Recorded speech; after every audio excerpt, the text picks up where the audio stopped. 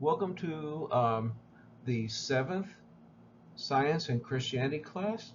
Um, Today we're going to talk about matter and quantum mechanics part two.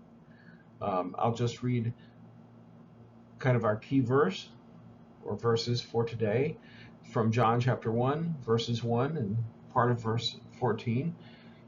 In the beginning was the Word, and the Word was with God, and the Word was God. The Word became flesh and made his dwelling among us. So, with that, um, we'll review what we did last time. Last time, we went deeper into modern physics. We had already encountered special relativity from the time before that, and by studying electrical discharge, we were able to discover the electron, um, which is what flowed in an electric current. Um, Along with the existence of the electron, studying particle radiation, which was a new topic for us, led to what made up atoms. So all the subatomic particles making up atoms we came across last time. But still, lots of big questions remained. We came to know the type and number of subatomic parts making up atoms of each and every type of element, but not the structure of the atom. That was still theoretical. Electrons had to move around the nucleus because if they didn't, being negative charges, why wouldn't they just drop into the positive nucleus that Rutherford had discovered? But if they orbited the nucleus, Maxwell's equations tell us that that sort of thing would cause them to radiate electromagnetic energy and spiral down into the nucleus. So that kind of atom would be stable. That wasn't understood. Subatomic particle properties, we found out as far as charge and mass were concerned, but um, what else characterized them? More murky.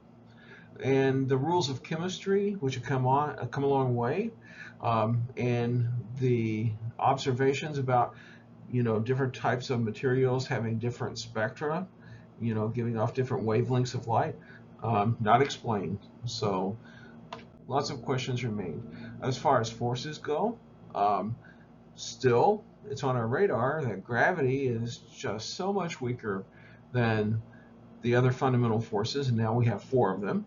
Um, the strong force um, is able to overcome electromagnetic repulsion in the nucleus. That's how we surmise that it existed, but we don't know how it works. The weak force we just inferred to account for particle radiation because the strong force is so strong there has to be some mechanism to allow for radiation, and beyond that we know nothing about the weak force.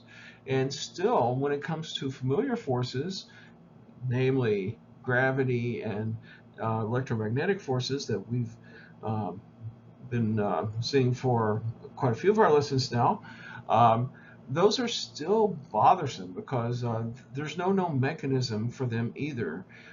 They seem to work at a distance, and not even Newton was comfortable with that when he put forward his law of universal gravitation. And finally, one of the things that started the whole chain of discovery that led to a fairly thorough understanding of electromagnetism was just natural permanent magnets. And despite the fact that we know um, about how charge and magnetism and light are all interrelated via Maxwell's equations, we still don't know how permanent magnets work at this point in the story. Well, meanwhile, on top of all our discussions, and with those questions in context, thermodynamics had run into a wall around 1900. Now, the one of the most basic things to thermodynamics is heat flow. Heat energy flows from warmer to cooler objects. And in the picture on the lower left, you can see an illustration that shows us all three types of heat flow that we come across. Um, First of all, there's radiation. Um, if you if you even without touching something, you can receive heat from it, like a fire or a radiator. Um, that radiation is actually electromagnetic energy that flows outward from the source of heat, and it's absorbed by the thing that's being heated. Um, then we have the idea of convection. So, like inside a pot with boiling water, and this is something that happens in a fluid. You can have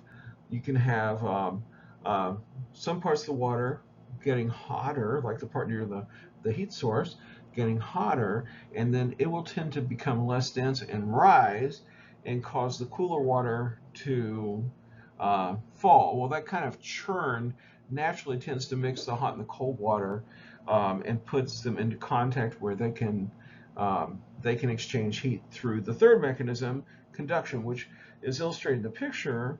As far as a handle is concerned, like if you're holding a pot over a fire and the contents of the pot get hot and the pot gets hot, then naturally the handle's going to get hot because the little atoms, and now we know about atoms making up everything, they're going to pass along that heat energy, and the mechanism for it really comes from what temperature is.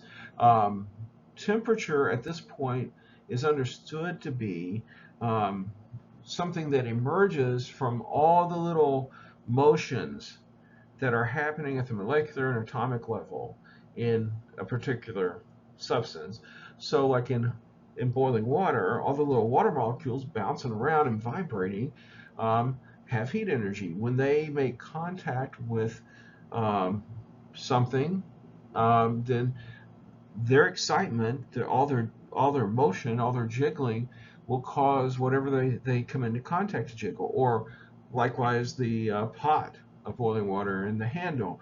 The heat of the pot is basically one and the same thing as all the atoms in the pot being kind of relatively excited and just vibrating around a lot in the case of a solid, and they will cause they are in contact with the handle, so they will cause the atoms of the handle to vibrate, and the heat will move up the handle.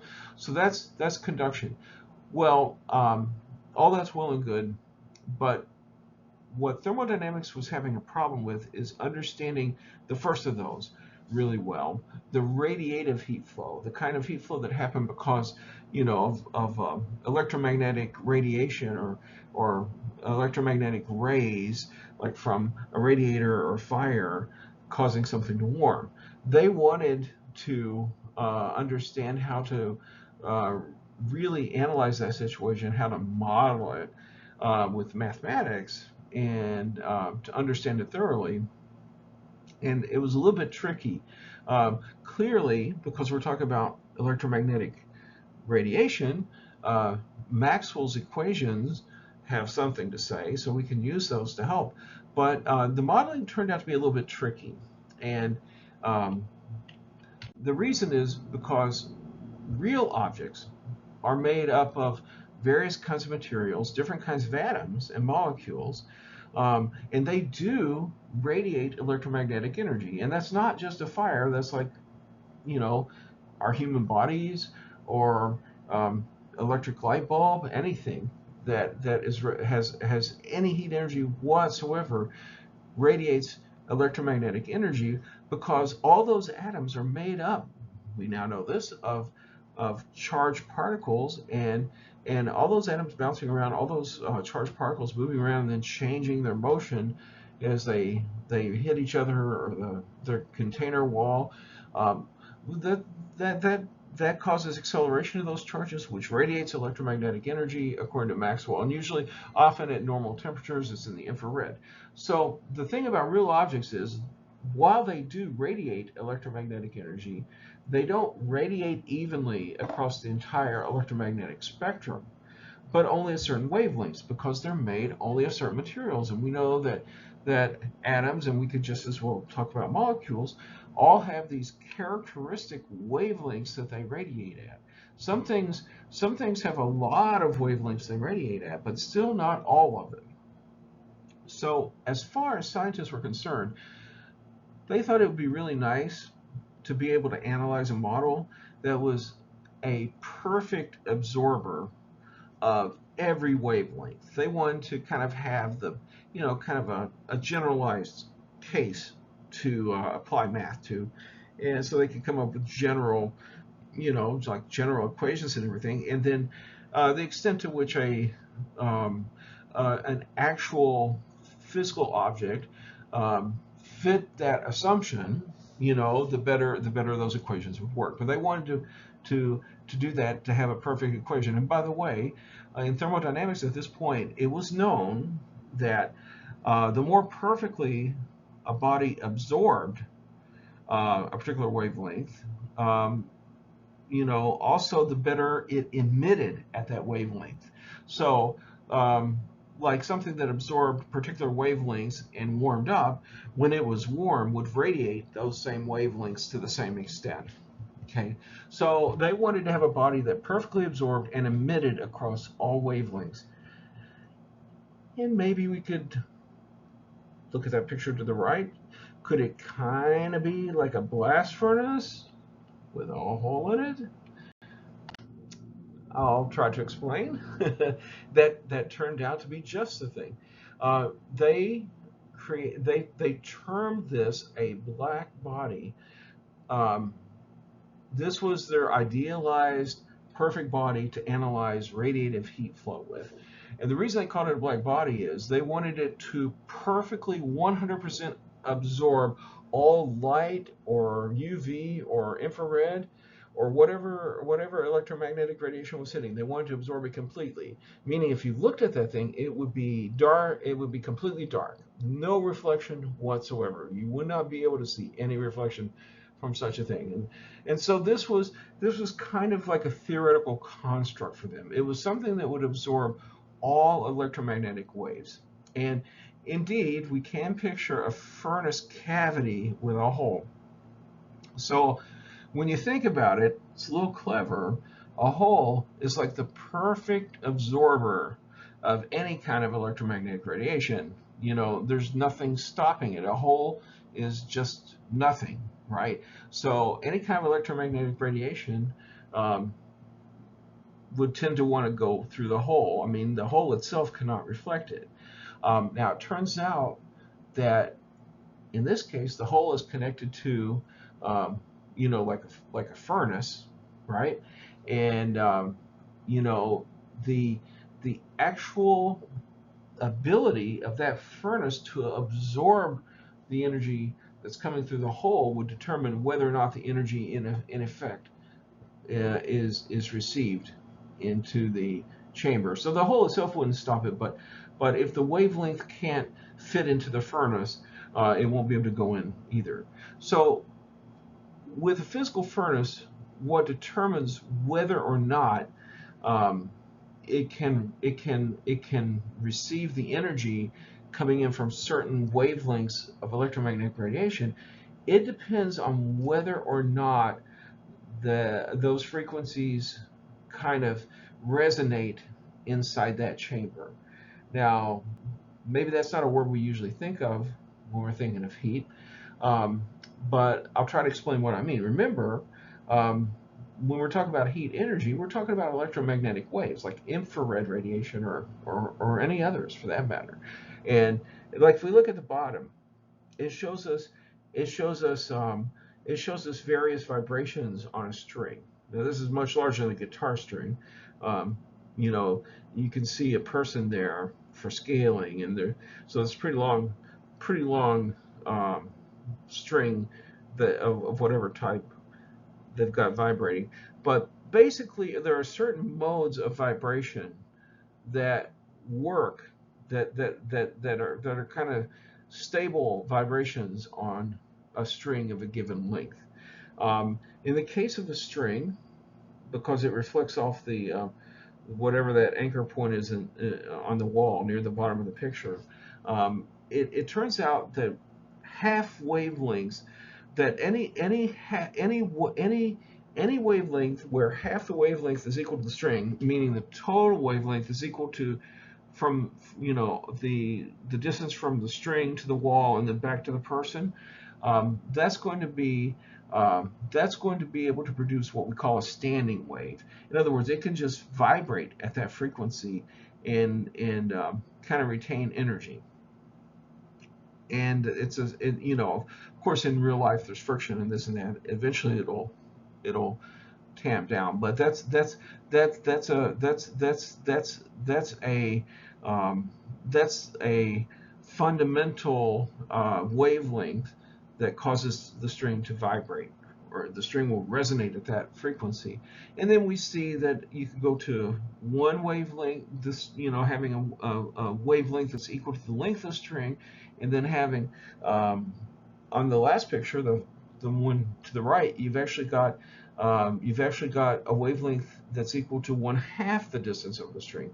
And so these different wavelengths work on the string shown here, and we can see the illustration. When it does that, we call those standing waves. That's one name for it. And back to our blast furnace, electromagnetic radiation is also a wave. That's what Maxwell's equations told us. And different colors of light, or different frequencies above or below what we can see, they are waves, and some of those wavelengths would fit into a furnace chamber like this, and some would not. And so in order to come up with a perfect idealized black body that we could do analysis on, which is what they were trying to do, we would actually have to imagine. So this is not a physical thing at this point, it's just a theoretical construct. We would have to imagine that the size of the furnace goes to infinity. So now we have an infinitely large furnace, if we can imagine it, and we have a hole in the wall of the furnace, and this furnace can be heated up by receiving electromagnetic radiation from the outside world, and it can also radiate radiation back on all wavelengths. So when this situation was analyzed by physicists around 1900, they ran into a problem. And by the way, in reality, there's nowhere existing an infinitely large furnace that perfectly absorbs and emits radiation, electromagnetic radiation, but there are some close analogs, and so they knew what kind of reasonable behavior to expect from this kind of thing when they analyzed it. So what they did was they applied this really powerful theorem in thermodynamics called the equipartition theorem. And what it says is that if you have internal energy in a system, it tends to be equally distributed among all the different modes where energy can be stored internally in that system. Okay. Now, it so happens that in the case of of this idealized black body furnace with a hole in the chamber, it turns out that every single resonant frequency, every single wavelength that the furnace can receive or emit is a mode. Okay, every single one of them.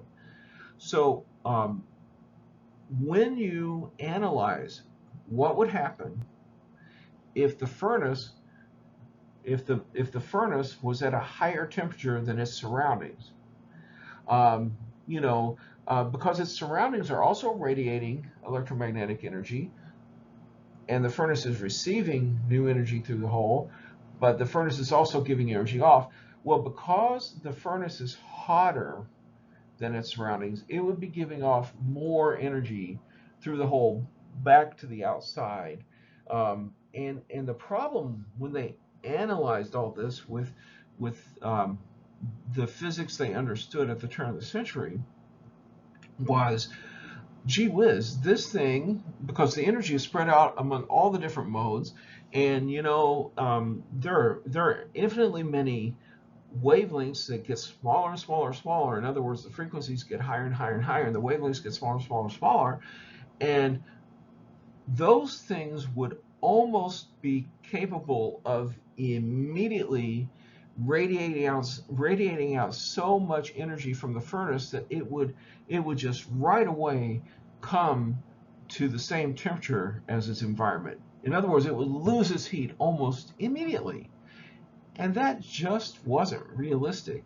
That wasn't how things worked, including things that in real, in experiments that were close enough to the theoretical construct. It just didn't work that way. Um, so it was not, it was what the scientists would call unphysical, and they described this whole thing as the ultraviolet catastrophe. And it wasn't just because of ultraviolet light, but ultraviolet's higher frequency, lower wavelength, higher frequency than regular light. Um, it's so basically they called it that because it was light that's beyond what we can see in the ultraviolet and beyond, that would cause the furnace to lose all its heat energy so quickly. And there's even a little chart down here that shows kind of what their theory said. So let's say for something 5,000 Kelvin, which is pretty hot, you have an actual curve that's like that blue curve. So it would give off radiation at all those different wavelengths at given intensity, and that's what's measured by the height on that graph. So the height shows how bright the EM radiation coming off at a particular wavelength is, and then that's the axis on the bottom, takes us from very short to arbitrarily long wavelengths. And we see that we've got a peak in the middle that's kind of characteristic of a body that's 5,000 degrees Kelvin, which is close to 5,000 Celsius. I mean, it's toasty. Uh, Problem is, the classical theory that I talked about just blew up entirely. I mean, um, it basically predicts that you would give off almost infinite energy in an instant of time and cool off immediately. Again, that's just not what happens. By the way, you can see how for lower temperatures, and these are still pretty toasty, 4,000, 3,000, the peak of the radiation actually shifts to longer and longer wavelengths or lower frequencies, and um, those tend to be like if those tend to shift us toward the red end of the spectrum. So the higher temperatures shift us toward the blue, and then eventually the ultraviolet. Lower temperatures shift us for a hot body toward um, toward the red end of the visible spectrum, and then the infrared. Okay, so ultraviolet catastrophe was called because the situation just wasn't modeled well by the physics. So that brings us to Max Planck. He was a young physicist. He was trying to figure out this UV catastrophe, and you know what he did? After trying everything else and not figuring out a solution, eventually he found kind of a math hack that worked. Now the problem is that his math trick had no known physical justification. He just worked with the situation, worked with the analysis, and eventually figured out that if he put this little condition on it, that it just might work. And he tried all the math, and it did work. Okay, what was his assumption? Max Planck, and sometimes I'll say Planck because that's how people here usually say it, but it's Planck. Max, he assumed that maybe the energy, the electromagnetic energy that could be radiated out of the furnace, or that came into the furnace for that matter, would could only come in tiny bundles of energy. You could have as many bundles of energy as you wanted, but you couldn't have less than one, or unless you had 0 bundles of energy. Okay, so like electrons only come as whole particles. You can't have half an electron. If you have oxygen, you have whole atoms of oxygen. You can't have half an atom of oxygen. It's not oxygen anymore. Okay. Well, he thought maybe you have to have, energy comes in bundles too, and maybe they're different depending on wavelength. In fact, we'll see that's what exactly how his math trick worked. But if you don't have that much energy, at least you can't even emit a little bit of electromagnetic radiation at that wavelength. So he called this bundle of energy a quantum. And here's what he found. This is the math trick that he found. He found that if he defined the little bundle of energy as something we call Planck's constant, which is represented by h, if he took that little number, with suitable units, and multiplied it by the speed of light and divided by the wavelength, which is the same, by the way, as saying h times the frequency, right? Because the frequency times the wavelength is the speed of light, because we're talking about electromagnetic radiation. So if the little bundle, we can either think of it as h times c divided by the wavelength, which is represented by lambda, or we can think of it as h times f, where f is the frequency. Anyway, if you took that, and by the way, this number, Planck's constant, is very, very, very small. It's like 0.33 something. Okay, so it's like you put in decimals, like 33 zeros, then a 6, and then then other decimals beyond. But if you define the little bundles of energy for the that were possible at the different wavelengths, and you said you can't radiate any energy except in those bundles. So if you have enough energy, you can radiate 0 or 1 or 2 or 2 zillion of those little bundles, but you can't radiate fractional parts of a bundle. You can't radiate half a bundle. You can't radiate 1.5 bundles. It has to be 1 or 2 or none or 4. So when he did the math, he found, and somehow his mathematical intuition and studying the problem took him there, he found that perfectly explained the actual spectrums that they saw from experiment and from measuring hot bodies as to what wavelengths they gave off. It actually did the trick. So his explanation got around the ultraviolet catastrophe, which sounds nice, but even he himself did not believe that that there was anything real about this trick. I mean, it's all well and good that he was clever enough to figure out that this little math assumption would lead to a correct answer, but he didn't think there was any physical reason for it. So he thought it was interesting enough to publish, but he still didn't think it was any major achievement because he didn't think there was anything real to it. And he joked about it. He even said that these little bundles of energy, these that come in HF sizes, Planck's constant times frequency sizes, they're like the pennies of the atomic world. Just like you go to the store and you can't buy something, for less than a penny, at least not these days. Kind of where he was too, apparently, at the time. Same thing. You have to have whole quantas. You have to have at least 1 penny or 2 pennies or 3 pennies. You can't have 0.004 pennies, right? He joked that it was very similar. And the terminology that came to be used was he was saying that the energy was quantized. So he himself didn't take it too seriously. I don't think it was received with much excitement. I think most people saw it as a math trick, but everybody took it more seriously when Albert Einstein was able to make a major advancement in another area, um, that would also use the same assumption as base, or at least I should say, it would not use the assumption. It would find that the idea of the bundles of energy was physical.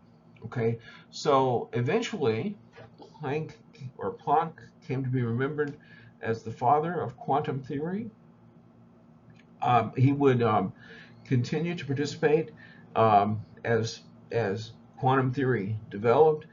He would never make another contribution as enormous as this first one, even though he didn't understand the significance of it right away. But he would always be a part of the discussion, and so that opened an important door. Now, this thing that Einstein explained, this photoelectric effect, let's step back a little and talk about it. So, this was something that Hertz had discovered in 1887. And remember, Hertz was uh, the same guy who discovered radio waves. After Maxwell's equations, um, it allowed for the possibility that there were radio waves with different wavelengths than we've seen or ever detected before. And he went and found those things. He found that there were radio waves. Well, he also discovered the photoelectric effect. And um, it's an important principle that enables us to have like light detectors now. Um, it's the principle that makes solar cells work, so it's a way to turn sunlight into energy. Well, he was the first to discover it, and I want to describe to you the way that he did it, so we can all appreciate it. Um, the way uh, his devices worked when he was experimenting with very early radio was um, he was able to generate a radio signal by the device down in the green area on the left. He was able to generate a radio signal and pick it up on this odd-looking antenna, which he called a spark gap receiver. Okay, so basically, if we can almost think of you know, he could press down on this thing labeled SW on the left, this little switch, and and caused his transmitter to broadcast radio signals, in little pulses. Over on the right, that antenna is what could receive those signals.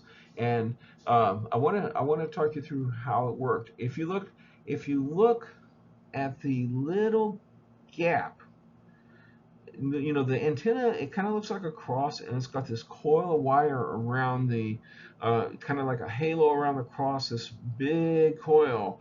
But down at the bottom, the coil attaches to these two metal contacts. And if you look at the picture that's zoomed in there, that are really, really closely spaced, but they're not touching. Okay, so here's how Hertz detected a radio broadcast from his spark gap transmitter.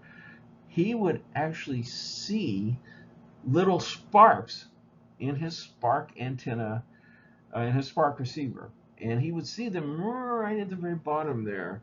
When there's two coils plugged into those, it's got screwed into those metal anchors, and that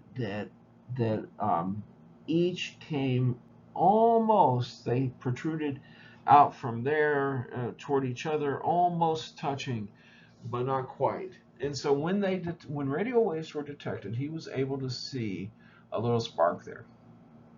It's far from the kind of radio communication we have today, but important first steps, right? So now you can imagine that it wasn't too easy to see the little spark. Okay, I mean, because it's not a huge amount of energy we're talking about from a radio broadcast, um, especially an early experimental radio broadcast like he was giving. So he would have preferred to be able to do this in the dark. Okay, the only problem was, for some reason, he noticed that his spark gap receiver, his funky antenna, worked better in daylight. And so he's a scientist. He starts playing around with that situation. So he wonders what it is in the daylight that's causing his his reception to be better. For what's causing him to more easily see the sparks formed, for him to better detect the radio waves. And so one of the things he at some point does is he has a piece of glass that's able to block UV rays. So like an early UV filter.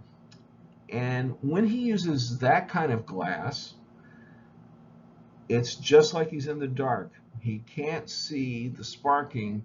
The sparking doesn't happen as easily. The antenna is once again not as sensitive as it is in full daylight. Now, he tried other kinds of glass that allowed UV through, and it worked. So it wasn't that there was a piece of glass. It was the UV rays. So he tried various things. He didn't really make any great observations about this, but the first observation and his initial um, attempts, and finding that it was UV rays that seemed to make the difference, that was worth communicating. So he didn't come up with some big explanation, but he did communicate it. He wrote it up on paper and he moved on. But I ask you guys to remember that a spark is just an electrical discharge. So let's think through, given what we know, which at this point, in some cases, is more than what Hertz knew about this situation. We know that metal conductors conduct electricity easily. That's why they're called conductors. We now know that the reason is because electrons can move through them fairly freely. We just found out about electrons at this point in the story. Any kind of potential difference in the wire, right? Which just is a way of saying that there's it's kind of like, just like, if you're holding a rock off the ground, it has potential energy because there's a force that can pull it down. Well, if you have a potential difference, which means an electric field in a wire, the electrons are easily affected by that electric field and they're free to move. That's why the wire is a good conductor. So an electrical discharge involves a little more. It's not just causing the electrons to move inside the metal, it's liberating the electrons from the metal. So just like we can pretty easily walk on the surface of the earth, but it takes a lot of extra energy to to send us beyond Earth's gravity. Same with metal and the electrons. The thing that makes them good conductors, these metal conductors, able to conduct electricity well, that the electrons move fairly freely inside the metal, is fine, but that doesn't mean the electrons are free to move outside the metal. Indeed, it takes energy. And, from our discussion last time, we know that some of our electrical arcing was caused by very high voltages. So that's one way to provide the energy. If you have enough energy across a gap, if you have enough voltage across a gap or potential energy, enough enough of an electric field causing that potential, then you can rip the electrons right out of the metal. So that's one way to liberate those electrons. Okay, we call that at the breakdown potential, you would have electrons flowing. Well, there are other ways to add energy to the electrons in a conductor. We haven't talked about this, but sometime even before what Hertz observed, not long before, it turns out, Thomas Edison made a discovery. He found, if we want to think back to our tubes last time, where you would have a cathode which would be able to give off electrons. He found that if you heated the cathode up, you didn't need as big potential, as big a voltage to cause electrons to jump to the anode. And so the reason why makes sense, because the electrons need the energy from somewhere. But if some of it comes from heat, because just like the atoms in a conductor, the electrons that are freely moving around the conductor, they can pick up additional heat energy too, and so that plus whatever the voltage is um, can be enough to cause the electrons to jump over to the anode. Okay, so it doesn't necessarily have to all be a strong electric field that's ripping the electrons out of the middle, like at the breakdown potential and beyond. It can be a combination of a potential difference in heat energy. Or in the case of Hertz, um, it seems that the electrons can also pick up energy from UV rays. And so that's the key thing here, that if the electrons are getting hit with UV rays, they are able to gain energy that maybe along with picking up radio signals on his receiver, his spark gap receiver, is enough to give the electrons energy to jump the gap from one metal one side of the you know, uh, the, um, the point where the two things are almost touching to the other. So that was the photoelectric effect. By the way, it's possible to see the effect in another context, and I think that was uncovered by researchers around the same period. Back to our electroscopes, if you recall from one of the, well, several classes ago, um, if you have a charge on an electroscope, it can cause the little metal foil to kind of separate. The little leaves can kind of open and hang at an angle apart from each other because they both have the same charge, and like charges repel. But they were also able to see the photoelectric effect because if they took an electroscope that was charged up with a negative charge, not a positive charge, but a negative charge, and we now know that means it has excess electrons. If they put that in UV light, then it would cause the electroscope to discharge. So once again, it was a way of confirming that UV rays were able to knock electrons out of the metal. So once the UV rays hit the little foil and knocked the extra electrons out, it was no longer charged, and the device showed it. The little foil just hung down, straight down. Well, others did do the research. They continued the research, and they tried, you know, various things. Um, they took various wavelengths of light and varied intensity. Um, you know, they try to make the same wavelength brighter or not so bright, different wavelengths, all that, um, and it eventually led them to come up with a more refined experimental approach. Because all of these types of electromagnetic radiation, all of them carry energy. And the energy depends on both the frequency and the intensity. But in the end, if we summarized all the research, here's kind of what was found. Um, if you were above a given frequency, the electrons would flow out of the metal, not unlike what Hertz observed. Greater intensity, a brighter light or brighter UV or brighter infrared, right? Greater intensity, if you were above a certain frequency, will cause a greater flow of electrons, and that made sense to everybody. What what what could not be explained was that below the particular frequency, no electrons would flow, no matter how bright they made the light source, no matter how bright.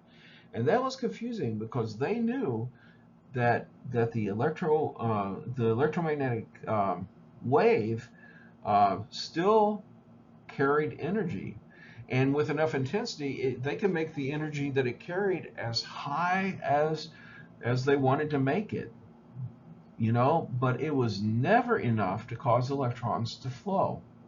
So whether or not electrons flowed depended only on their frequency. They would only begin flowing if the frequency was high enough. And here's something else. Once you got to that point, they discovered that the electrons would come out of the metal with an amount of kinetic energy that depended on the wavelength, the frequency of the light that caused the electrons to get knocked out of the metal. Okay, so up to a point, no electrons. After that point, as the frequency of the light increased, the electrons will come off hotter or faster, from the piece of metal. And they were able to measure all this. They did experiments, and they were able to see exactly how fast the electrons were coming off because they were able to create an opposing electric field, and they could just tune it to the point where the electrons were just making it across this other piece of metal called a collector, which was attached to a circuit, so they could measure whether or not there was any flow of electrons going on, any current, and so they could see just how much energy those electrons were coming off with, because they could kind of have an electric field offering resistance, and so the amount of resistance, they could tune it until they saw exactly how much energy the electrons had. So the higher the frequency, the more energy they came off with, and they were able to figure this all out. So now that we've talked about the photoelectric effect and the research, we can go back to the future, or at least up to 1905. Because if you recall from our earlier classes, when Einstein, also solved Brownian motion and came up with a conclusive case for atoms, for the holdout scientists who weren't believing in atoms, and when he invented special relativity, he also discovered an explanation. He also figured out an explanation for the photoelectric effect, which is the important part to our story here, that had been discovered back by Hertz in 1887. So this he did in his miracle year of 1905. Okay, and here's what Einstein was able to explain. Clearly, the electron needs a minimum amount of energy to escape from the conductor. And he called that amount of energy work, or W. He called it the work function. So it needed some minimum amount of energy, W. Now, he was familiar with Planck's work, and so what he did is he said to himself, gee, if little packages of energy are involved here, then I would need a little package with enough energy to knock an electron out of this metal. And anything smaller wouldn't work. And so he just used Planck's equation, right? He knew that the little energy packages for a particular frequency would be h times f, Planck's constant times f. And if you wanted to know what the energy for the little packages at a minimum frequency to knock the electrons out of the conductor was, you would say h times f minimum. Okay, so when that amount of energy was equal to the work function that was needed to knock the electron out of the metal, then you would see the electrons coming out.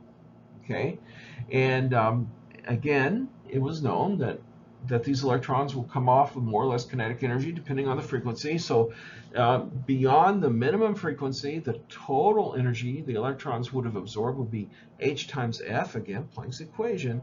But now that would be equal to the amount of energy needed to leave the metal plus the amount of kinetic energy the electron had picked up, which could be calculated from the from the electric field they needed to stop the electron from flowing after all. So just like you can add energy to electrons, you can also take it away with electric fields. And so he was able to figure out that all of this exactly fit what Planck found. And the only way that makes sense is if light is composed of little particles, which we now call photons. So he kind of demonstrated that light is composed of little particles called photons, and they have a precise amount of energy depending on their frequency. It's just this constant that Planck had come up with times the frequency. That's what the little quanta energy are. That's how much energy each little photon of light at that frequency has. So at this point you might be saying, oh, whoa, hold on. Didn't we spend considerable time talking about this? We talked about how Young had settled the dispute between Newton and Huygens in around 1800 by showing that light waves created diffraction patterns just like water waves, and that light was a wave. And then Maxwell was able to brilliantly analyze the situation,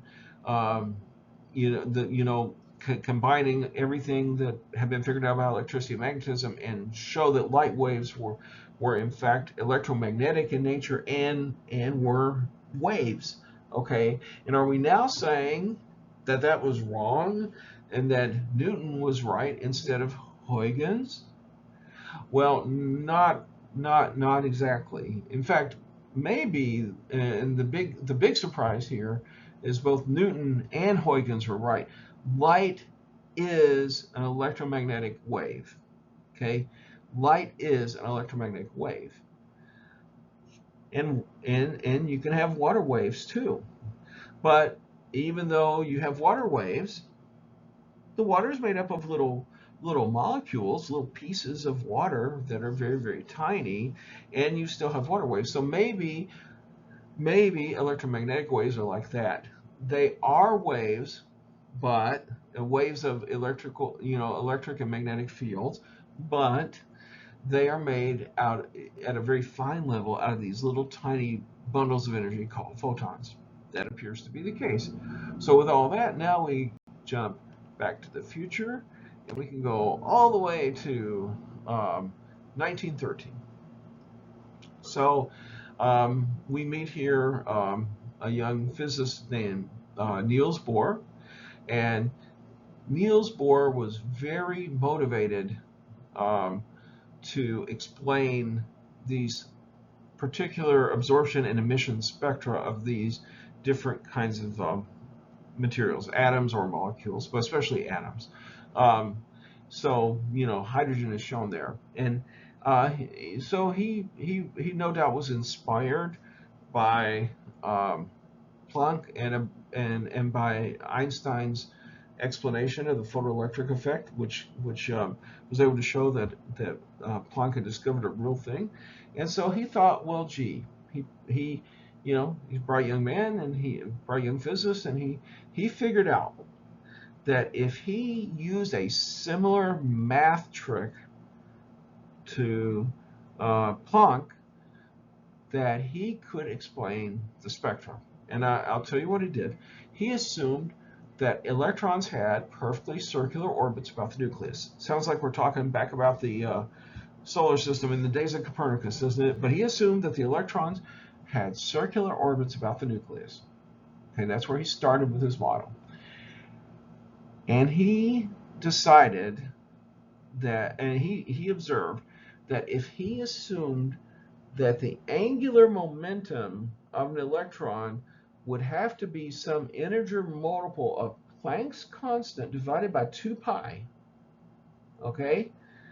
Some whole number multiple of Planck's constant divided by 2 pi,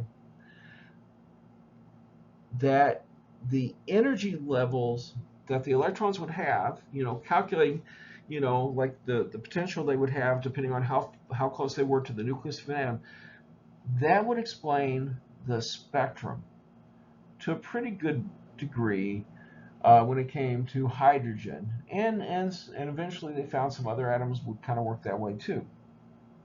Okay, now he had no physical basis.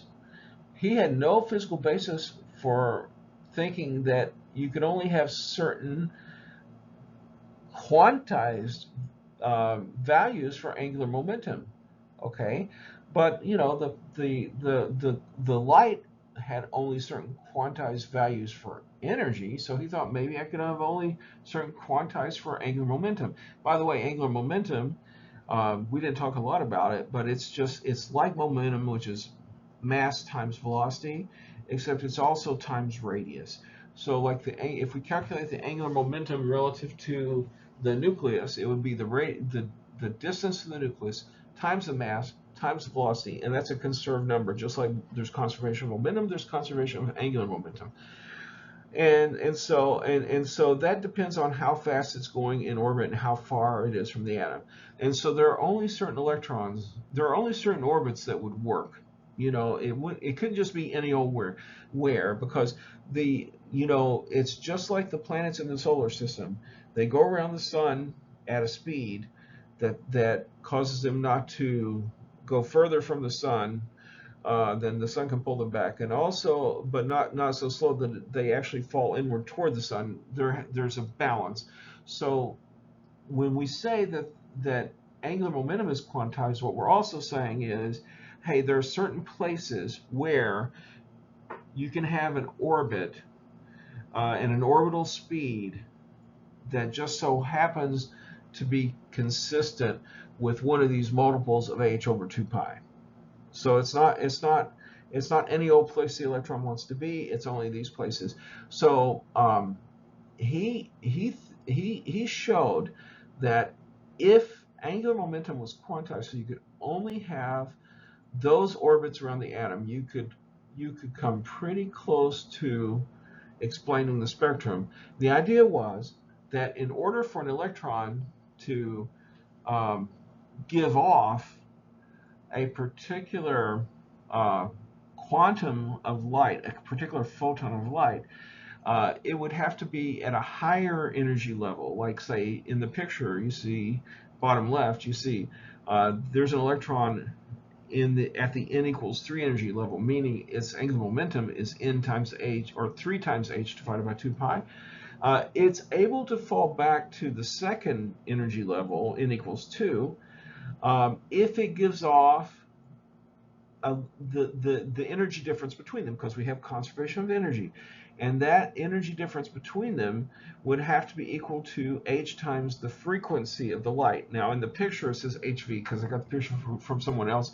That's just a different, some people use v for frequency, which is confusing because it's velocity also, but we'll say hf. So whatever the energy difference between those two energy levels is, then if an electron goes from one to the other, then it gives off that much energy in the form of one quantum of light. And likewise, when an atom absorbs energy from a photon, the electron is able to pick up that amount of energy and jump to a different energy level if the photon has just the right energy to take it from where it is to the next energy level. And so if the electron cannot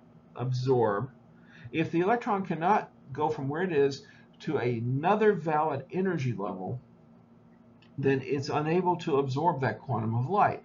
So this starts to explain not only why atoms give off certain characteristic colors, or why they have a characteristic spectrum, but why they only absorb those colors. Okay, so that was his model. Now, it was food for thought. People thought he was on to something, but at the same time, even though it seemed like more than coincidence, at the same time, um, it's not ever surprising that a model explains what's put into it. Okay, so he had put this into it, and by the way, I should also say that it did not perfectly explain many other atoms beyond hydrogen. So some atoms it explained pretty well, like hydrogen and lithium, or helium that was ionized and had lost one of its electrons. It explained that because it has a different spectrum than neutral helium. It explained that pretty well, but it didn't explain others very well. So we might ask, um, what else did the model explain? And the answer was initially not very much. Okay, so but it still seemed pretty compelling, and it seemed like he was onto something because until this point, no one had any explanation at all as to how these different spectra might work. Okay, so Bohr wanted to extend his model. He wanted to um, he wanted to somehow um, make it more powerful and able to better explain everything that was going on. And so he looked to chemistry. Now, um, chemists had done a lot of work since Dalton had um, had made a good case for atoms, and chemistry had figured out a lot of things in that time. They had put together the periodic table. This is a modern one, so maybe there are a few elements that they didn't have yet, but they had kind of figured it out. And so Bohr, at some point decided to inform his model additionally with um, basically how chemistry worked to see if he could kind of feed that into his model and make it a better model. So let's remind ourselves about the periodic table. In the periodic table, the elements are arranged in order of what we call atomic mass or atomic weight, um, from left to right and top to bottom. Okay, so as you go from left to right, you're getting heavier, or if you go down a column, you're getting heavier. But it's kind of like reading. You read from left to right, and then you go to the next line.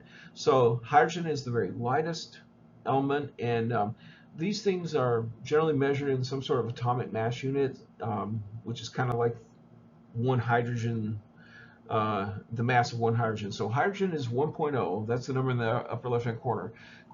Helium, which we now know has 2 protons, has a weight of 4.0. So it has 2 protons, 2 neutrons, which we found out about, and neutral helium has 2 electrons, but they don't add enough weight to matter much, and then so on and so forth. Okay, so the arrangement, the funky pattern here, because if you wanted to go from left to right, top to bottom, and arrange things in order of weight, and that's all you were capturing, you would end up with just a rectangle of elements. You wouldn't have this funny shape here. Okay, um,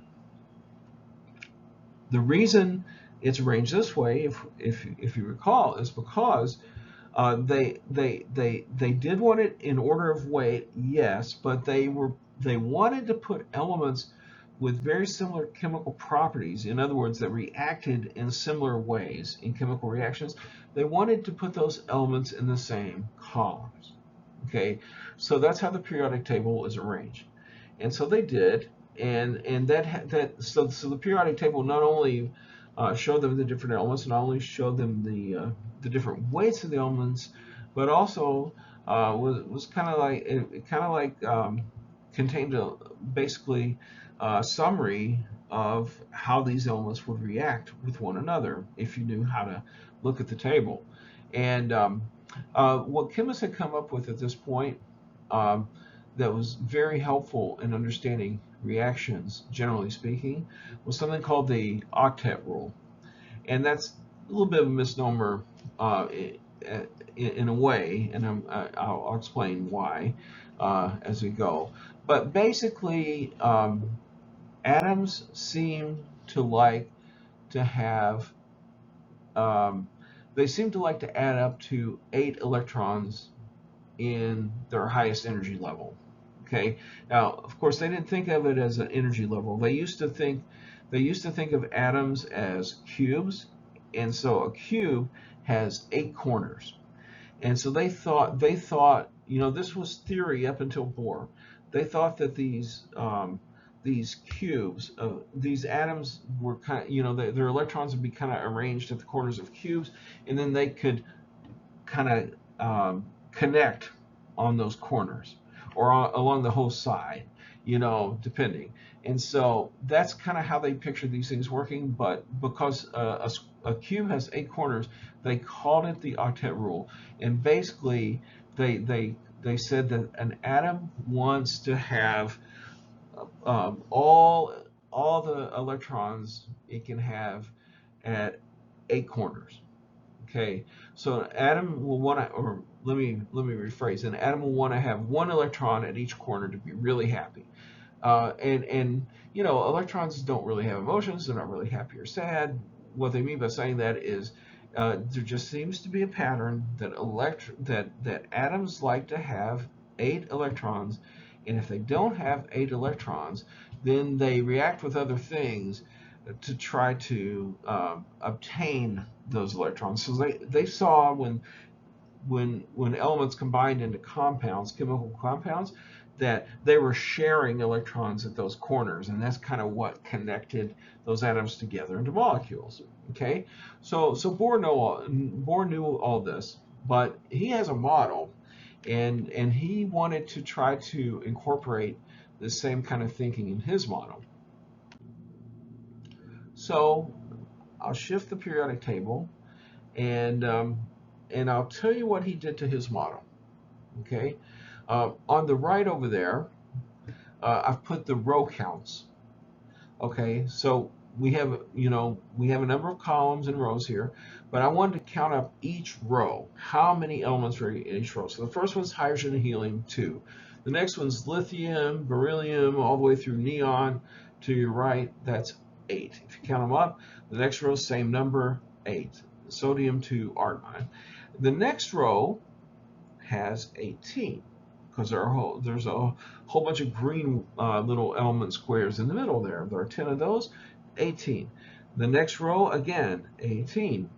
And the next row is a little tricky. It looks like it has the same number as the row above it, from cesium to radon. But in fact, that little black line there that points down to those dark blue elements at the bottom, cerium through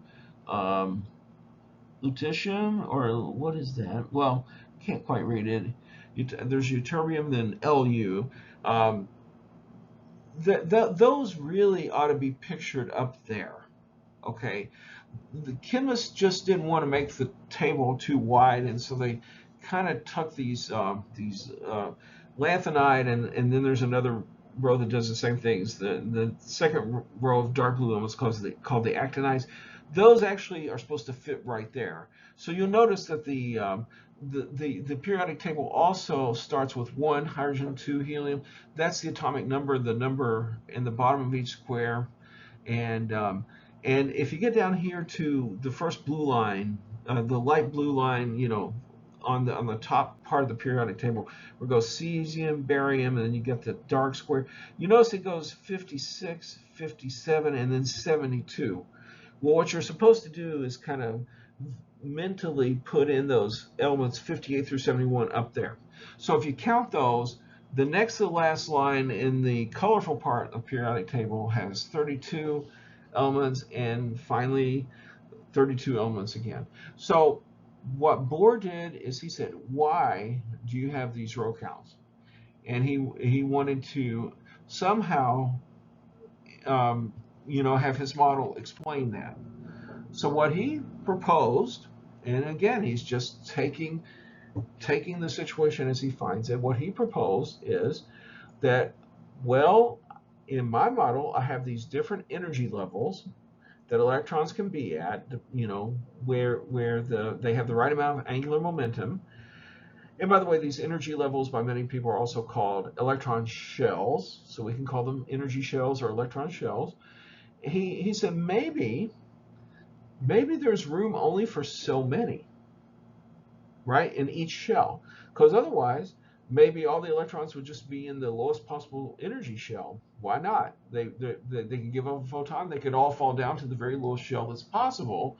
And by the way, because they had to be in a shell, they couldn't fall any further.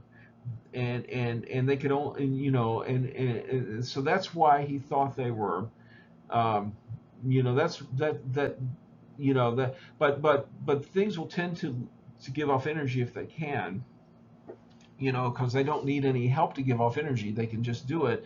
And in order um, to go back up to a higher energy level, you would have to gain it from somewhere. It has to be available. So anyway, he thought that you could only have so many electrons in each one of his little energy levels. Well, each one's kind of like a circular orbit around the atom. It doesn't sound totally crazy that the lowest one could only have room for two, because electrons do repel. Maybe if you have more, they just don't. They're just not happy there. It doesn't work. You can see how the second energy level could have room for 8 electrons. The third, but the third one, you think, well, gee, the third one's probably bigger. Why wouldn't it allow for more? But no, in order to fit the periodic table here, he decided that he was going to propose that his energy levels would have room for 2 electrons in the lowest shell, 8 in the second lowest energy level, 8 in the third, again to match the third row of the periodic table, 18 in the next, and so on, just like the periodic table. So his energy levels were going to allow for 2, 8, 8, 18, 18, 32, and 32, and then I don't know where he would have gone after that. Electrons. Okay, so that was his model. So if you picture, let's picture how all this works. So if you have hydrogen, it has 1 electron. Assuming all these are in the lowest energy state possible, in other words, the electrons are kind of settled as low as they can go in terms of energy, the hydrogen would have just the 1 electron in the very lowest shell. Helium could fit both electrons in the lowest shell. When you get to lithium, the first 2 electrons can go in the lowest shell, but then the third one has to start populating this next lowest shell, which can have 8. And as you go across the periodic table from lithium, beryllium, boron, all the way over to neon, you keep adding an additional electron to that second shell until you have a total of 8. And then when you fall down to the next row on the periodic table, sodium, you would have to go out to the third shell. Okay? Now, remember that chemists arranged these elements so that in a given column, the elements in the column would have similar behavior. So let's see how how much insight Bohr's way of thinking gives us on looking at that chemical behavior. If we look at that very last column to the right in the periodic table, helium down through neon and all the way down to like radon and I guess organesson, which is recently discovered. All of these elements in the Bohr way of thinking, okay, all of these have full shells for their whatever the outermost shell is. They're assuming the assumption is the electrons are, um, fitting into the lowest number shell I can. But if you just populate the electrons one at a time, all of these are completely full in their outer shell. That is the idea. Okay, and these elements are actually called noble gases. They're arranged together in this column because they don't really react with each other or much of anything else. I mean, it's very hard to get a noble gas to react chemically at all. And they're called gases because,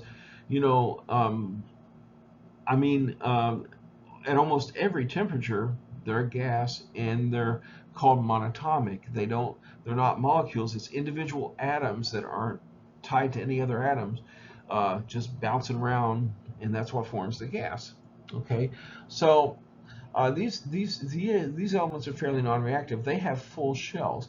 Remember, the chemist had the octet rule, um, and at least for several of the rows, a full shell means the same thing as having 8 electrons, right? So it kind of makes sense. I mean, okay. We could look at some other columns, like the first column over there. All those atoms in the first column, they have 1 electron in their highest energy shell. So you fill in the lower energies with ever how many electrons you have in that element, and um, all of these are what happens when you add one more proton and one more electron to one of the noble gases over there. You get 1 electron in the outermost highest energy shell, and the other shells inside of it are full. So like lithium and sodium in addition to hydrogen. You can go, okay, now these atoms chemically really are very, very reactive. Um, they are really happy to give up an electron or to share an electron with another atom and combine with it. Very happy. Okay, they don't hold on to that electron too tight, and they're happy to give it up or share it with another atom, um, and they feel quite satisfied with their full shell after they kind of give up their electron. Okay, a lot of times they do give it up entirely, and we call that an ionic. We call it an ion then, and it's actually attracted to other things based on charges. So it doesn't really make a molecule anyway; it makes an ion. But it can share. Over on the next to the last column on the right, we have what's called the halogens. Those are all 1 electron and 1 proton less than one of these noble gases, and they have nearly full outermost shells. They just need one more electron. And chemically, these elements seem really greedy to add another electron. Um, like they tend to snatch the electron straight away from the alkaline metals in that first column on the left. But if they have to, they'll share and get it. But they really want another one. Okay, if they grab one entirely, like in sodium chloride table salt, if they add one entirely, then they become a negative ion. Okay, but if they share, they join into a molecule uh, with their atoms.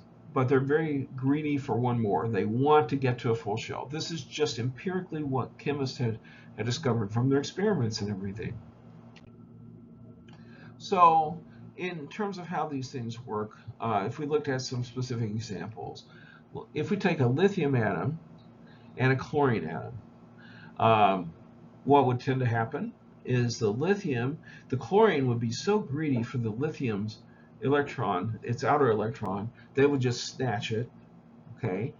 And it would become a negative chlorine ion, and the lithium, which has one fewer electron, would be a positive lithium ion. But both of them would have full outer shells, which seems to make them chemically happy.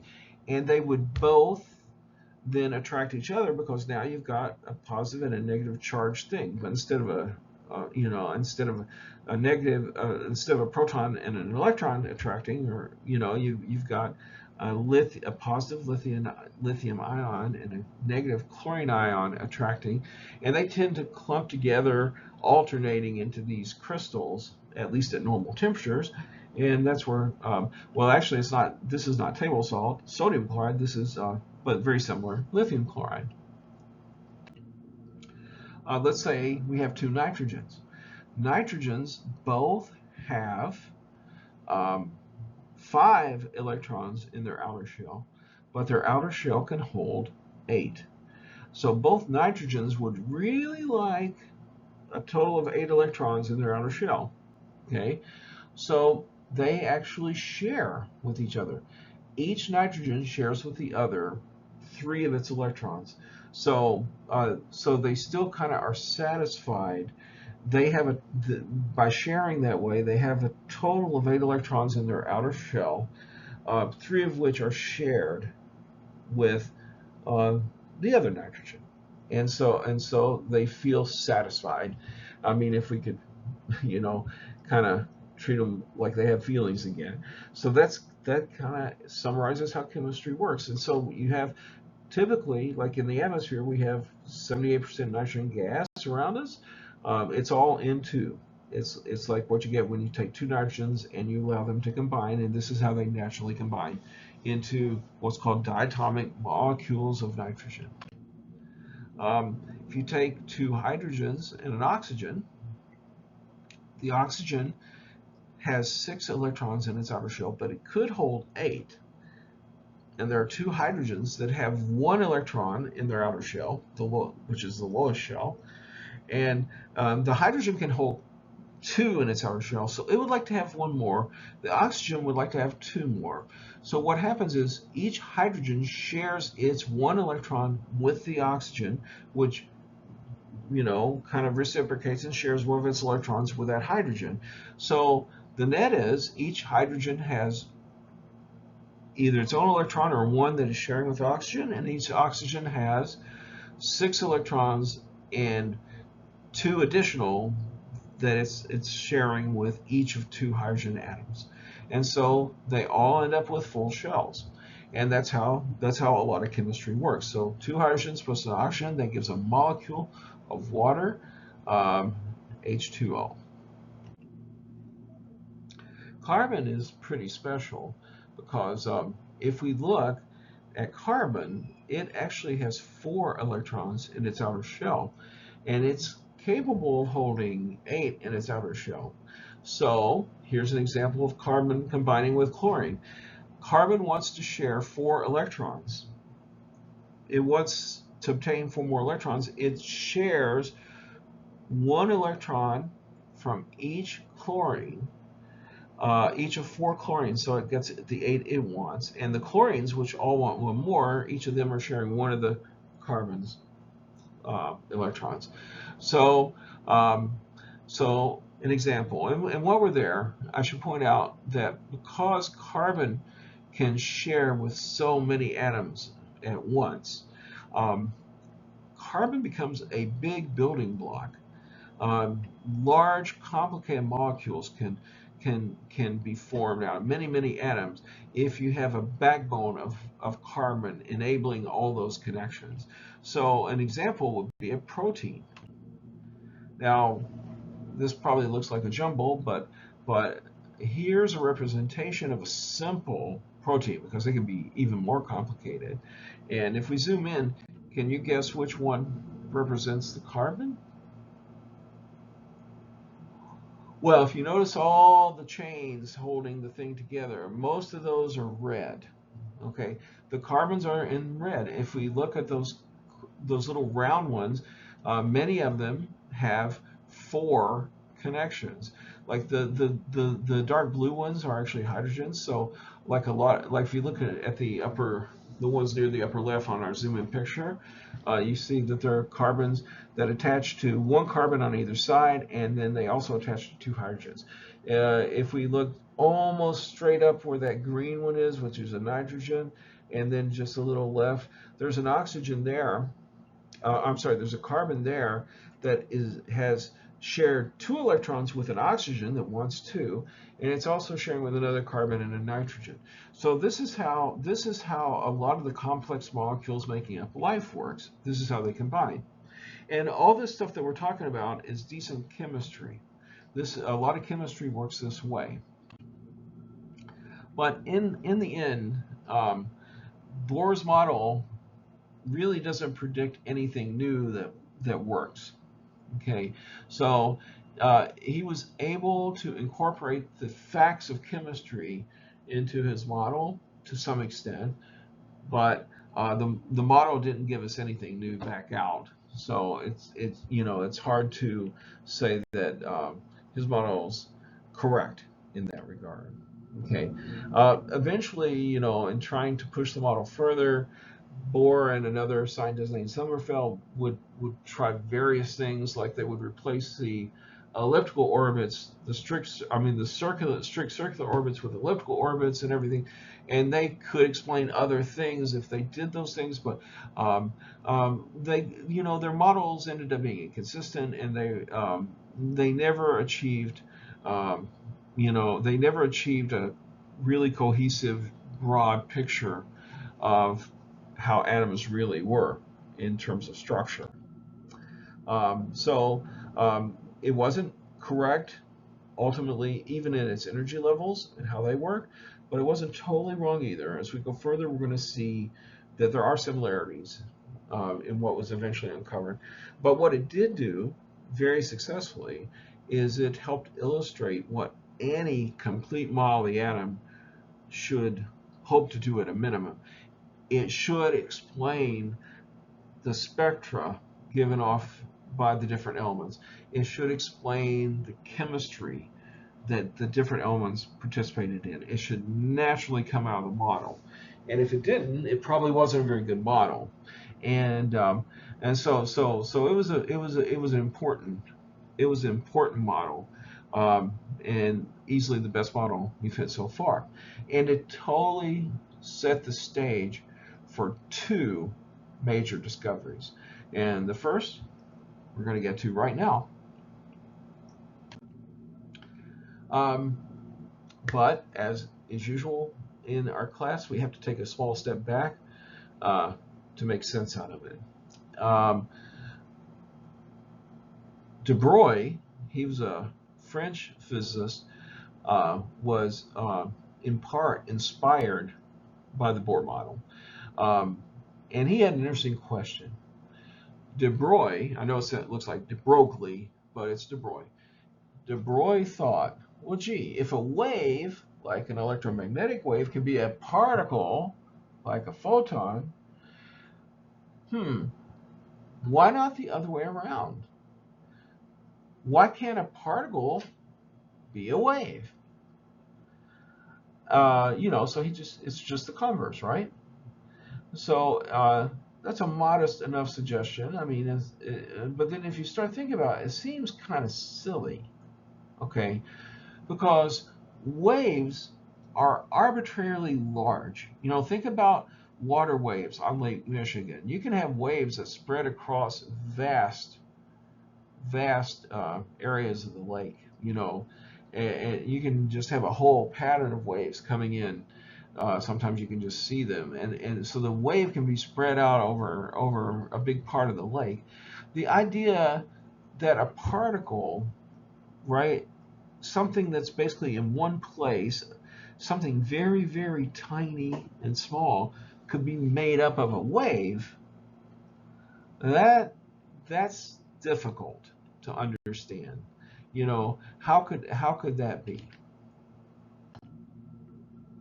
I mean, what would even be waving? The particle is just one little thing. What's waving? If a particle is made of a wave, then what's the wave made of? Don't say particles, because now you got now you're going down a infinite trail, the infinite regress. So if we know that waves are made up of particles, like water waves are made of water, and electromagnetic waves are made of photons. But if you then turn around and say the little particles themselves are made of waves, that gets very confusing. What would it mean? What could it mean for a particle? Let's do what De Broglie did. Let's think about an electron. What would it even mean for an electron to be composed of, for electrons to be composed of waves? How could an electron be a wave?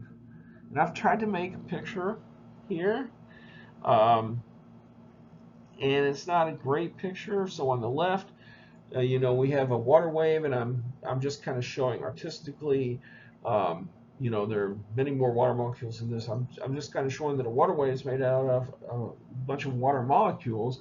So that makes sense, right? You have a broad, expansive water wave, and it's got endless numbers of water molecules actually making up the water, versus a single electron, a single point, and it's somehow made up of waves.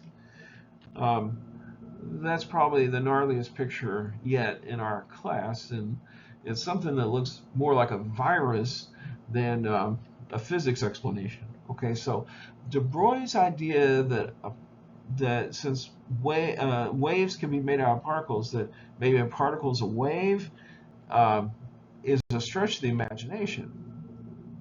But let's go through his thinking, because it's pretty important. Okay, he said, okay, we know from Planck and from Einstein's explanation of the photoelectric effect, we know that photons have a particular energy. It's h times c divided by lambda.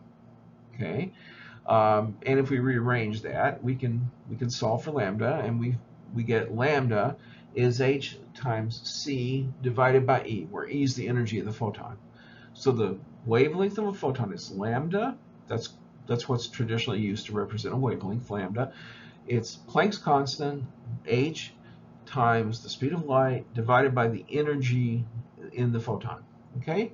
Now, Einstein told us in special relativity, which we discussed, that E is equal to m times c squared, the mass of something times the speed of light squared. So if we want to, we can substitute mc squared into the E in that expression for the wavelength, and we get lambda is equal to h times c divided by the quantity mc squared. And you'll notice that in the top there's a c, and we're dividing by c squared, so we can simplify that. We can rewrite that as Planck's constant divided by the quantity mass times c, the speed of light. And then a photon is a little particle of light. It moves at the speed of light. So for a photon, its mass, m, times its speed, c, that's equal to the momentum of a photon. And we use p for momentum. So we could rewrite this again as h, Planck's constant, divided by p. In other words, the wavelength for a photon is also, it can also be written as Planck's constant divided by the momentum of the photon. Okay? Now, what de Broglie said is, hey, let's work by analogy here. If a particle can be a wave, right? If a particle can be a wave, then we have to have some associated wavelength for that particle. Let's suppose it's also a wavelength lambda equal to Planck's constant divided by p. But now, when we're talking p, we're saying for a particle, whether it's an electron or a baseball or whatever it is, the wavelength associated with it would be Planck's constant divided by its momentum. Okay? So if we, and they call this the de Broglie wavelength, by the way. So remembering that the momentum of any kind of mass is mass times v, we could also write that again as the wavelength of a particle is equal to h divided by the quantity m times v, just substituting that in for the p. All right, so that would be the associated de Broglie wavelength for a particle or an object with mass. Okay, now, that's far from proving that an electron is a wave, but if it is a wave, and if its wavelength happens to be h over p, like like for a photon, then this will be the wavelength. Okay. Now this is where it gets exciting.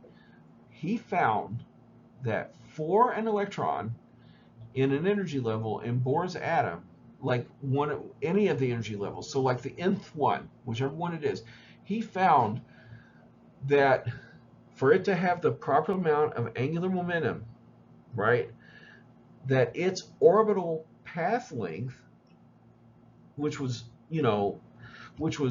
specified by Bohr's quantized momentum, that orbital path length would also be n times the wave. So the nth energy level, the orbital path length would just happen to be n times the wavelength, right? N times the de Broglie wavelength calculated for that electron. So in other words, the electron going around the atom in a particular orbit, if it was in fact a wave, the wave would be like a standing wave, which we also call a stationary wave. It'd be a standing wave in its orbit. In other words, the standing wave as a whole would not be moving. And so this was thought to be a very insightful observation. But beyond that, one of the big questions that we have around is, why don't the electrons radiate electromagnetic energy and then fall into the nucleus? And Bohr's answer is, well, they can't, because they're only allowed in certain places. But that's just, he's making stuff up, you know. This is Du Bois saying, it's because it's a standing wave, and so the standing wave is maintaining its position. It's not really moving, and therefore it wouldn't radiate electromagnetic energy either, consistent with Maxwell's equations. Okay, and so an electron with the right angular momentum to be in a Bohr orbital would just so happen to match, in terms of the number of de Broglie wavelengths, what the orbital path was. And this was a dynamite explanation. So he presented this as his doctoral thesis, so he could become a full-fledged PhD in physics. But it's still a pretty challenging concept. What is waving? How can an electron, or for that matter, baseball, how can that be a wave? He published, but it was largely ignored. It was considered radical. Even his speculative, his thesis committee didn't even know if they were willing to award him a doctorate based on this work, because it seems so far out there. Until one day, this guy, we've encountered him before, Einstein, realized how important it was, and Einstein took it seriously. So that pretty much changed how everyone else responded to it as well. So it was not very long after that before people decided to test this. Actually, we have two different teams ended up testing it. One was led by J.J. Thomson's son, who's lower left. The other, I guess, worked for Bell Labs, and was an American team, Davison and Germer, and they both decided to test de Broglie's suggestion. Okay, so they both created a two-slit experiment, and they both shot electrons at the two-slit, from a distance at the two slits that were very close together, and then they measured whether or not they would see a diffraction pattern on the end. And if we look at C, they did indeed see that there was evidence of a diffraction pattern. The electrons diffracted. So they had arranged their electron gun, not unlike what was in J.J. Thomson's cathode ray tube. They arranged their electron guns so that it was just pointed straight ahead, and the slits were kind of centered on those two slits that were at a distance. It was equally likely that an electron would pass through one slit or the other, at least considering electrons as physical points, as little tiny particles. It was equally likely that the electron passed through one or the other, but it behaved as if the electron was a wave, and it actually passed through as a wave. So they were able to observe this wave behavior, and they were also able to observe that de Broglie was right. The wavelength, because they could tell from the size of the pattern, they could measure the wavelength. The wavelength they measured was the de Broglie wavelength. Here's another interesting thing. If you try to measure which slit the electron passes through, and you could do that by putting a little copper wire and hooking it to a device that would be able to measure a current flow. If you put a copper wire around one of the slits and you measured whether there was a little current created in that wire, when an electron goes through, what you've got is you would actually be able to detect that in the copper wire. And here's what's really interesting. If you don't put the copper wire there, you get the diffraction pattern. If you do put the copper wire there and you measure whether the electron went through slit 1 or slit 2, an electron went through slit 1 or slit 2, you lose the diffraction pattern. And then all of a sudden, you get the classical behavior. In other words, all of a sudden, the electron is acting like a particle and not a wave, and you don't get a diffraction pattern.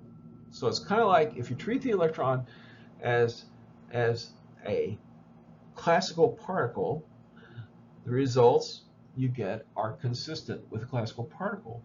Otherwise, you end up seeing the wave behavior. So that's even more bizarre. It seems to depend on how the electron is observed as to whether or not you see a diffraction pattern, or you just see, like, it might as well be a little tiny balls flying through space that are not waves at all. They go through one slit or the other. So it's very, very bizarre. Needless to say, for confirming this, members of both teams received the Nobel Prize in 1937. Davison on the one team and son of J.J. Thomson on the other. Du Bois' Nobel Prize came even quicker than that. It came in 1929, just a few years later. This was a stunning development. So Du Bois was taken seriously by Einstein, but when the actual test looked for this wave behavior in a particle and found it, I imagine it was like a major revolution in how physicists thought about particles, and it's still happening. So it was really a big deal. Well, it's also humorous for us because it's been observed that J.J. Thomson won the Nobel Prize for showing the electron was a particle, but his son won for showing the electron was a wave. I wonder if that caused any holiday discussions around the dinner table. So it's kind of funny. We have since this time, and I just say in passing, we've since tried this same sort of two-slit experiment with larger things. So to the right is a molecule that has a really cool looking shape. Those are all carbon atoms. It's a form of carbon 60. Or form of it's a molecule of carbon with 60 carbons in it. It's called fullerene. There's some other sizes this comes in, but it's got 60 carbon atoms. So that's, each carbon atom basically has 12 protons, 6 protons, 6 neutrons, and 6 electrons, and they're all connected together. These molecules have been submitted to a two-slit experiment, and the wave behavior of this molecule has been detected. In fact, this is not even the biggest thing. There are molecules up to 25,000 atoms in size, and you're still not at the point where you can see those under an optical microscope, to my knowledge, but you can see them under other kinds of microscopes, like electron microscopes. There are large molecules, up to 25,000 atoms. So think how many particles are involved there. And they also exhibit a diffraction pattern when running the two-slit experiment. So pretty cool. So there's a general part of reality that we're connecting with here that is very counterintuitive. Now, before running along, I want to just take a moment because I think we have a chance to ponder something that is really wonderful and amazing. I want us to reflect just on this for a moment. Theologians talk about the duality of Christ. Okay, how he's both God and man, right? Both God and man. And the artwork, it says, and we saw this in our introductory course, I think. Um, there is divine being and there is human being. Our Lord Jesus Christ is both, and in him we are all united with God and with each other. This is the incarnation, and this is the gospel. So it's a really fundamental aspect of who Christ is. And just to be clear, we're not saying that Christ is 50% God and 50% man, like some kind of mixture of God and man. We're saying that God is 100%, or Christ is 100% God, and he's 100% human being, both. Okay, and that is called the duality of Christ. So he's fully man, finite, fully God, infinite. It is a profound paradox. It's very hard for us to wrap our brains around that. But I want to tell you that when the wave nature of particles and other massive objects was discovered, um, it was pretty hard, and it still is pretty hard for physicists to wrap their minds around that, because a particle is a very localized thing. It has a very specific place, a location. It has a very finite span. A wave is something very, very different. In fact, all our waves that we've ever seen are composed out of particles. They're made out of particles, but they're widely spread out and distributed, and they're not easily localized. And it's hard to talk about where a wave is exactly. It's a lot different. You know, it's not the same to say that a particle, to say that a particular piece of matter is 100% particle and 100% wave is not the same thing as saying that Christ is fully man and fully God. Okay, but it's similar because you know, just like man is finite, a particle is very localized. Just like God is infinite, a particle is very spread out and isn't really in one place. I know it's just kind of analogous in a way, but I'm going to suggest to you that it's a legitimate um, observation that every single particle in this universe has a similar paradox in its existence, kind of like the paradox of Christ projected down into each and every particle. In other words, every single particle reflects Christ. Every single particle in the universe reflects Christ. You know, the very thing that's among the hardest things to understand in theology is reflected in physical reality. And should we be surprised that God, the Creator, would have made something that reflected um, the totality of who He is? So every particle in the universe reflects the duality of Christ. So I think it's very profound. I hope you can share that with me.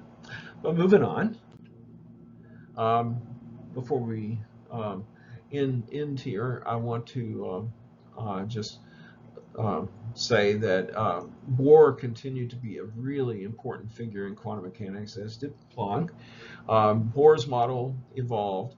Um, Eventually, it was replaced, but a lot of the ideas that surfaced in Bohr's thinking would come back in later theory. So they would be seen as important, and a lot of what he did in terms of intuition was not wrong. Okay, it formed the heart. Bohr's model formed the very heart of what was called the old quantum theory. Of course, it was named that only retrospectively. Eventually, and we're at the point in the story when it's going to give way to the full weirdness of what we call modern quantum mechanics, which Bohr embraced perhaps as quickly as any physicist in his era. Um, he would continue to contribute scientifically and philosophically to it. Um, But new faces were ready to appear, and we're ready to talk about those next time. I have just a hint of where we're going next time. I wish we could have gotten all the way there today, but there's just too much material. So on that note, we recess, and thanks for listening.